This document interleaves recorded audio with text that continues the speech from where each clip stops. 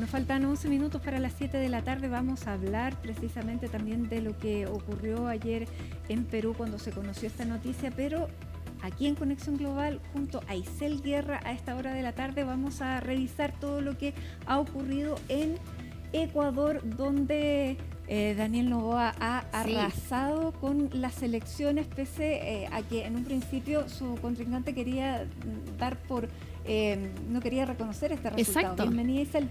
¿Cómo estás, Mati? Muy buenas tardes también a quienes nos acompañan a esta hora. Lo cierto es que es una sorpresa el resultado que ha tenido estas elecciones, básicamente si nos ponemos a analizar lo que habían sido los sondeos en las últimas semanas, Claro, porque los llevaban a casi un empate técnico. Exactamente, y teniendo en cuenta que ya en la primera vuelta la diferencia entre los votos entre Daniel Noboa y Luisa González era de menos de 20.000 votos de diferencia.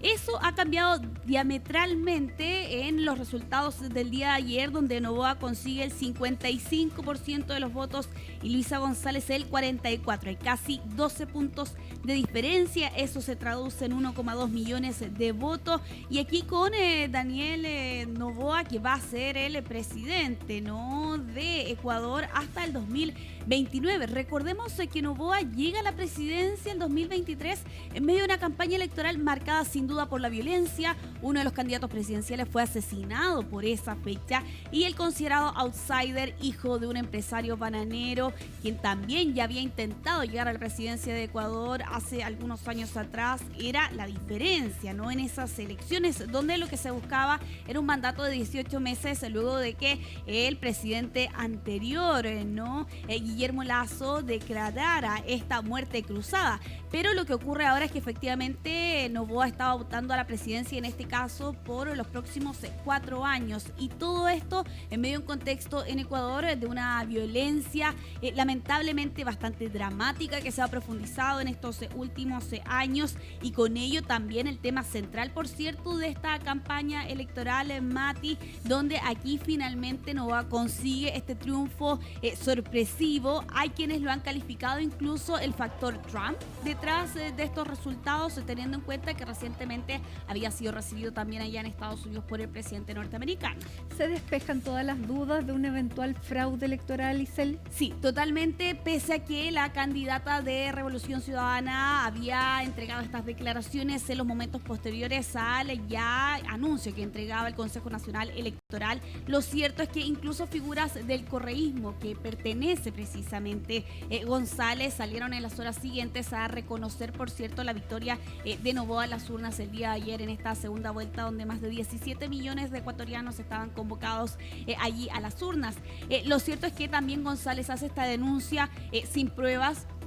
Lo que también recuerda, Mati, como ha ocurrido en otros casos donde también precisamente el perdedor de esas elecciones ha salido precisamente con un mensaje que al menos hasta este momento pareciera se está convirtiendo en una estrategia de algunas figuras o de algunos candidatos políticos. Bueno, de hecho el ex canciller Heraldo Muñoz fue uno de los veedores internacionales a cargo de la revisión de estas elecciones, y dice que no ha recibido ningún reporte que hable de un fraude. Exactamente, las misiones de observación internacional dispuestas precisamente en este país han descartado de la existencia de denuncias más allá de lo que había pronunciado el día de ayer González. Pero antes de profundizar, por cierto, también en esas denuncias de la ex candidata, ahora vamos a pasar a revisar parte de este discurso, este mensaje que entregaba Noboa, que, ojo, no estaba en Quito al momento de la entrega de los resultados, y eso da cuenta de una señal que tenía ahí su equipo de que no iba a ser necesariamente una victoria tan abrumadora como lo que vimos el día de ayer, sino que estaba más bien en su residencia privada, ¿no?, cerca de Guayaquil. Vamos a revisar parte de esas declaraciones. Esta jornada ha sido histórica. Esta victoria ha sido histórica también. Una victoria de más de 10 puntos, una victoria de más de 1 millón de votos, donde no queda ninguna duda de quién es el ganador. Y eso ha sido a base de perseverancia, de lucha, de trabajo. El Ecuador está cambiando. El Ecuador ya escogió un diferente camino. Y ese camino va a hacer que nuestros hijos vivan mejor que nosotros. Va a hacer que las futuras generaciones tengan una vida más digna, una vida más justa, una vida más transparente. El Ecuador quiere ser diferente. El Ecuador no quiere regresar al pasado, el Ecuador quiere caminar hacia adelante. Bueno, lo decía y en las declaraciones, no queda ninguna duda de los resultados de estas elecciones, que por lo demás se va en la línea de lo que momentos antes había pronunciado también la presidenta del Consejo Nacional Electoral. Es una clara victoria. Bueno, independiente de esas declaraciones, González pronunciaba el día de ayer. Ella se niega a reconocer estos resultados, denuncia el más grotesco fraude electoral e incluso anunciaba también allí en esas declaraciones que iba a pedir un reconteo y que se abran en las urnas, pero como lo estábamos conversando anteriormente, Mati, aquí estas denuncias no son avaladas por observadores internacionales, tampoco González, sus equipos entregan mayores pruebas más allá de estas declaraciones que pronunciaba la ahora ex candidata, y ya en las horas posteriores, como lo estábamos mencionando anteriormente, figuras dentro del correísmo, ¿no? Salían a valorar precisamente lo que había sido la victoria de Noboa, descartando allí, por cierto, seguir el juego, ¿no? Precisamente de lo que había sido aquí, en este caso, la candidata correísta, que hay quienes califican y creen, Mati, que precisamente la figura de Rafael Correa, el expresidente ecuatoriano, pudo haber pesado en esta derrota, porque hace algunas semanas atrás, precisamente Correa había asegurado su respaldo, por ejemplo, a Nicolás Maduro, todo esto en medio de un tema de la migración, que también es bastante importante en Ecuador. De hecho, González cambió en parte su discurso respecto de la migración, se acentuó bastante en las últimas semanas, ya en la recta final precisamente de esta campaña, y hay quienes plantean, Mati, que eso habría sido uno de los factores importantes para entender cómo es que, pese a que estaba bastante estrecho en la primera vuelta, aquí finalmente lo separaron 12 puntos a ambos candidatos. Bien, resultado entonces ya definitivo, sí. Ha sido declarado además por los organismos electorales de ese país. Sí. Vamos a revisar, bueno, antes de avanzar, vamos a revisar precisamente esas declaraciones de González el día de ayer, haciendo esta denuncia sin entregar mayores antecedentes respecto de esta acusación. Hoy no reconocemos los resultados y me niego a creer que exista un pueblo que prefiera la mentira antes que la verdad, la violencia antes que la paz y la unidad. Me niego rotundamente a creer algo así, y es por eso que nosotros, todo el pueblo que se ha unido en contra de la violencia, de la mentira, vamos a pedir el reconteo y que se abran las urnas. Yo sí denuncio ante mi pueblo, ante los medios y ante el mundo, que Ecuador está viviendo una dictadura y estamos enfrentando el peor y más grotesco fraude electoral de la historia.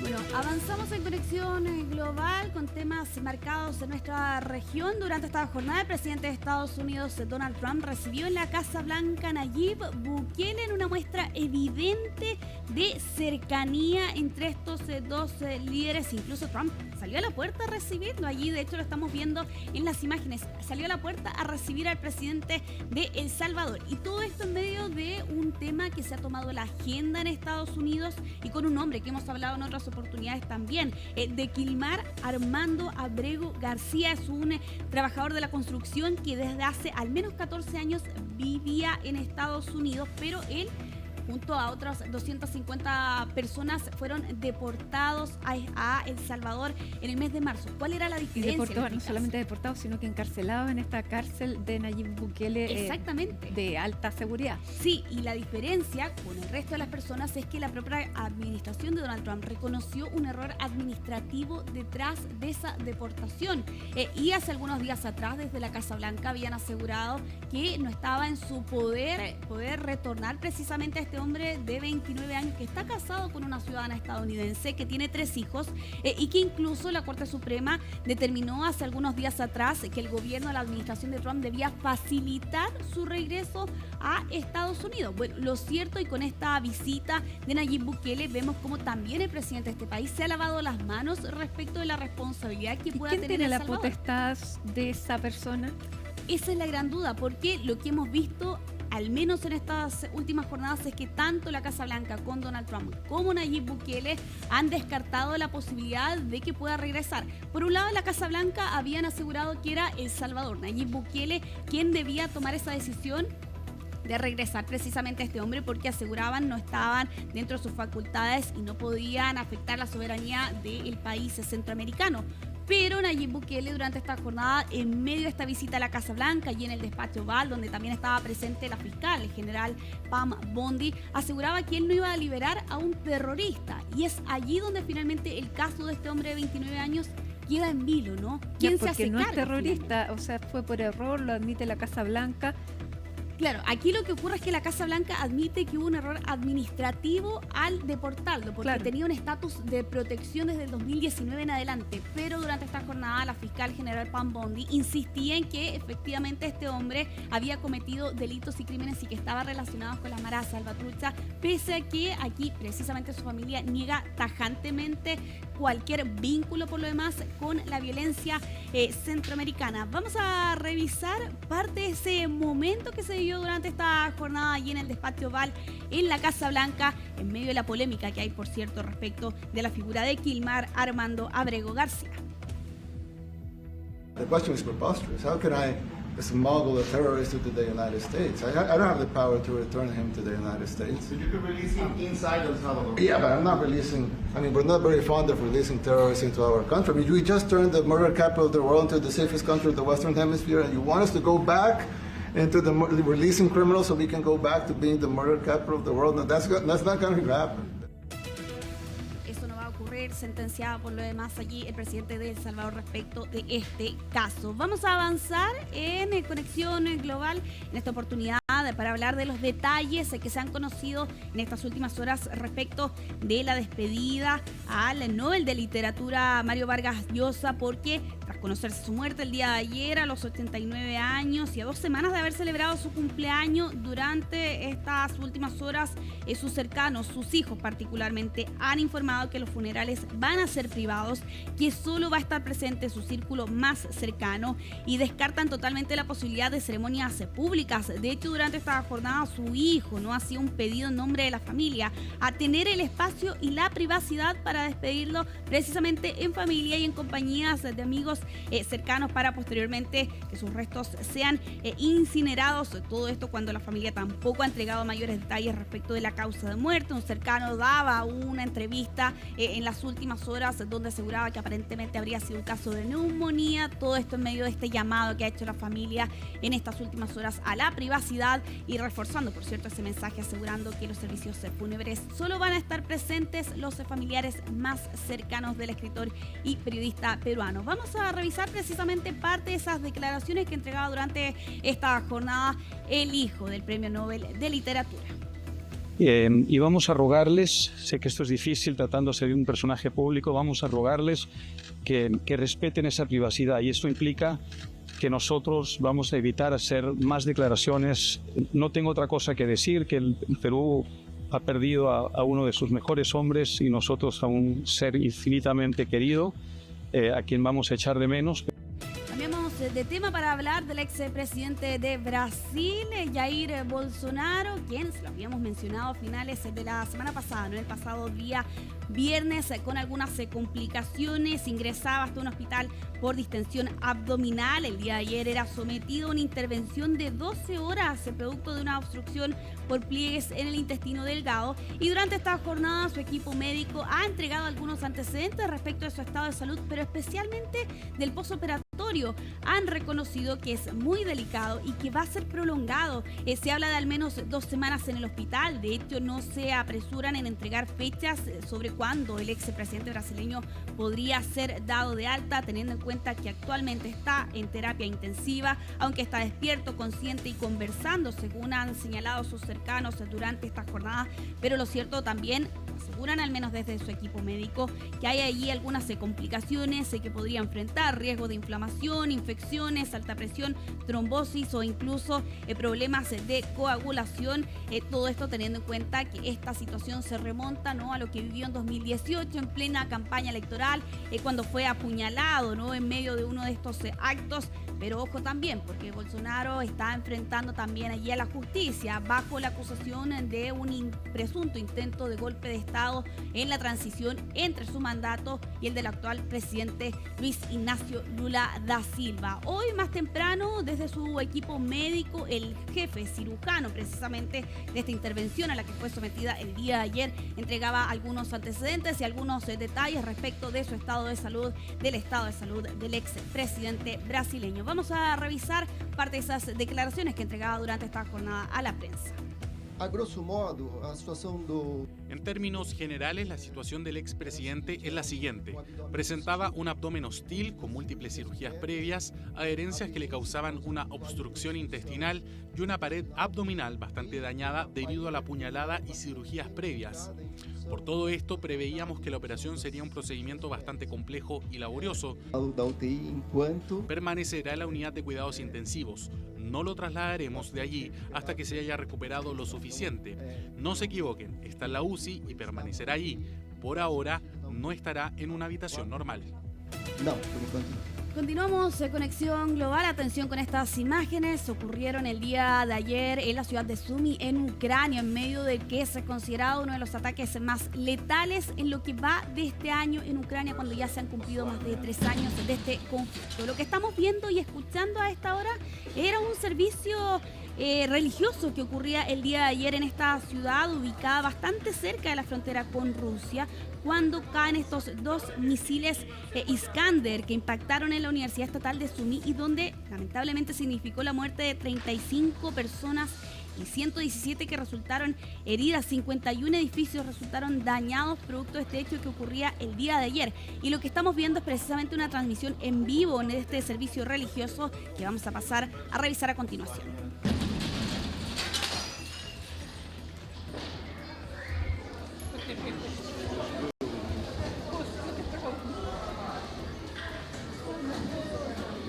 No está muy cerca, Sí. o sea, no es el lugar donde, Exacto. donde cae la bomba, pero está muy cerca. Tú dices que cae en una universidad. Sí, exactamente. Y de hecho el camarógrafo que está allí presente intenta enfocar, ¿no? Por cierto, lo que son los restos o esta columna de humo que surge precisamente a este ataque y que Zelensky ha calificado como una acción horrorosa. También el presidente ucraniano ha pedido a la comunidad internacional que se empiece a considerar al presidente de Rusia, Vladimir Putin, como un terrorista, y con ello también las acciones que han ocurrido durante todo este tiempo. Todo esto cuando además Estados Unidos ha buscado allí algunos esfuerzos para poder conseguir una negociación entre Rusia y Ucrania, pero lo cierto es que ha sido bastante difícil, bastante complejo. Cercanos de Donald Trump asegura que él ya estaría frustrado, con declaraciones más recientes de que Rusia tiene ya que moverse precisamente en esa dirección, y teniendo en cuenta que además la semana pasada el enviado de Trump, Steve Witkoff, se reunió con Vladimir Putin durante 4 horas. El día de ayer, por lo demás, Rusia lanzaba este ataque con misiles que lamentablemente dejaba 35 personas fallecidas. Cambiamos totalmente de tema, nos vamos hasta California. Durante esta jornada se registró un sismo magnitud 5.2 en el sur de este estado en el país norteamericano, eso de las 10 de la mañana con 8 minutos hora local, cerca de la localidad de Julian, aparentemente asociado a la falla de Elsinore, esto a 13 kilómetros de profundidad, y donde aquí los reportes apuntan a que este sismo se sintió en gran parte del estado, incluso allí en Los Ángeles. Ya el día de ayer también se había registrado otro movimiento telúrico magnitud 3.3. En este caso hay varias imágenes por lo demás que han estado dando la vuelta en las redes sociales debido a este movimiento que se registraba durante esta jornada. Ya para ir cerrando Conexión Global, lo vamos a hacer con estas imágenes, sin duda una de las imágenes del día, ¿no? Blue Origin ha completado de manera exitosa este vuelo espacial integrado exclusivamente por mujeres, entre ellas la cantante Katy Perry. De hecho, estamos viendo allí en las imágenes que se han divulgado en las horas posteriores. Vemos, por cierto, allí a la cantante con esta flor, en alusión, por cierto, a su hija Daisy, y donde, ojo, me Mati, porque la última vez que hubo una misión exclusivamente femenina fue en 1963 de la astronauta rusa Valentina Tereshkova con el Vostok 6. Y después de esa época en adelante, nunca antes había registrado una misión o un vuelo espacial en rigor solo de mujeres, como ocurría durante esta jornada con este vuelo de Blue Origin para vivir la ingravidez por un par de minutos. De hecho, esta misión se extendió por menos de 11 minutos en rigor, y todo esto en medio de lo que han sido también las imágenes. Ya, y es porque sale de la atmósfera que se califica vuelo espacial. Exactamente. Porque es tan cortito. Sí, se supera la línea de Kármán, que está a 100 kilómetros aproximadamente de la Tierra. Al superar esa línea se entiende que efectivamente pueden vivir la ingravidez, que es de hecho lo que estamos viendo ahí en las imágenes, con todas estas figuras por lo demás presentes. Por ejemplo, ¿Y quién va a bordo de esta nave, o la nave es autodirigida? Claro, es autodirigida, con este cohete New Shepard de Blue Origin, y claro, ellas son las 6 pasajeras. ¡Qué valientes! Totalmente. Entre ellas, por ejemplo, está Lauren Sánchez, autora, presentadora de televisión, que actualmente es la prometida de Jeff Bezos, el dueño por lo demás de esta compañía. Ella era quien lideraba por lo demás esta misión o vuelo espacial. También está, por ejemplo, una presentadora de CBS Morning, Gayle King, también una ingeniera aeroespacial, y todas ellas entregaron declaraciones posteriormente tras este aterrizaje que se vivió durante esta jornada. Y de hecho, una de esas declaraciones fue de la cantante Katy Perry, a quien vamos a pasar a revisar a continuación. Espero que puedan ver la unidad que creamos y la repliquen, y que comprendan que no solo estábamos ocupando espacio, sino creando un espacio para el futuro. Y para mí, esto no fue un viaje, no fue un destino, fue una travesía y fue sobrenatural. Y mi viaje siempre ha girado en torno al amor y la pertenencia. Y creo que todos hemos sentido que a veces no éramos dignos o que no pertenecíamos de cierta manera, sin importar todos los elogios, sin importar todos los estudios, sin importar nada. Y hoy todos lo dijimos, aquí pertenecemos. Bueno, una experiencia única por lo demás que han vivido estas 6 mujeres, varias declaraciones que quedan por lo demás de la jornada, pero también tengo una pregunta para ti, Mati. ¿Tú te atreverías a algo así? Gran pregunta, pero ¿sabes qué? Yo tengo en mi recuerdo, en la retina, cuando explotó el Challenger. Ah, sí, por cierto. Y iba una profesora que Exacto. es Teresa McAuliffe, que no me acuerdo si era Teresa el nombre, pero era McAuliffe, sí. Y yo creo que eso me marcó para siempre, así que les vaya bien. Suerte también para los próximos, porque esto sin duda se va a convertir en una por tendencia en los próximos años o décadas del turismo espacial, ¿no? Así es. De hecho, sin ir más lejos, habían varias figuras de Hollywood presentes allí observando esta misión, entre ellos, por ejemplo, Oprah Winfrey, que estaba allí. La veo, también. la veo arriba. Sí, de hecho ya señaló también a la prensa que quería ser la primera. Bueno, va a tener que esperar, ver si compra el ticket también, que barato evidentemente no es. En este caso no se ha divulgado cuánto costó esta misión, pero sin duda un hecho único que han vivido estas 6 mujeres. Y que ha tenido una repercusión mundial, así que los Por valía, cierto. parece.